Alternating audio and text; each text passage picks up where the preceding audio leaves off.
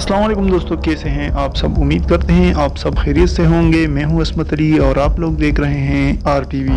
दोस्तों, अल जजीरा टीवी ने मोदी और दागेश के सरबराह अल बगदादी को एक जैसा दहशतगर्द करार दे दिया। बैनुल-अक़वामी शोहरत के हामिल अल जजीरा टीवी ने भारत के वज़ीर आज़म मोदी और दागेश के सरबराह अबू बकर अल बगदादी को सफाकी और हैवानियत में हमपल्ला करार देते हुए दोनों को एक जैसा दहशतगर्द करार दे दिया है। अल जजीरा टीवी की जानब से एक रिपोर्ट पेश की गई जिसके मुताबिक भारतीय फौज अपनी वज़ीर आज़म के हुक्म पर निहत्ते कश्मीरियों और उनके मासूम बच्चों को आज़ादी के लिए आवाज़ उठाने पर उनके खिलाफ इंसानियत दुश्मन क्लस्टर बमों का इस्तेमाल कर रही है, जो कि होलनाक तबाही फैलाने में एक जैसे हैं। इस रिपोर्ट में मोदी को क्लस्टर बमों के इस्तेमाल पर आलमी सतह पर दहशतगर्द करार दी जाने वाली तंजीम दागेश के सरबराह अबू बकर अल बगदादी जैसा बड़ा दहशतगर्द करार दे दिया, क्योंकि अबू बकर अल बगदादी ने भी अपनी तखरीबी एजेंडे की तकमील के लिए शाम के निहत्ते लोगों पर क्लस्टर बम बरसाए थे। इस रिपोर्ट में बताया गया कि लाइन ऑफ कंट्रोल पर भारतीय फौज वही ZP-39 क्लस्टर बमों का इस्तेमाल कर रही है जो दाएश के जंगजुओं ने शाम की मासूम अवाम पर बरसाए थे। अक्सर ऐसा होता है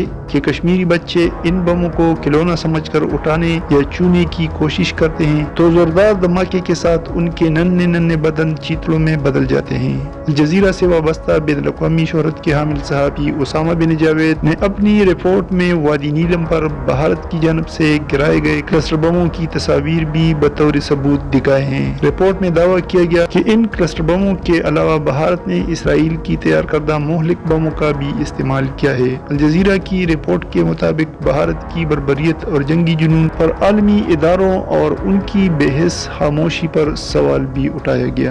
दोस्तों, इस तरह की मज़ीद अपडेट्स के लिए हमारे चैनल को सब्सक्राइब करें और मुझे दीजिए इजाज़त। अल्लाह हाफिज़।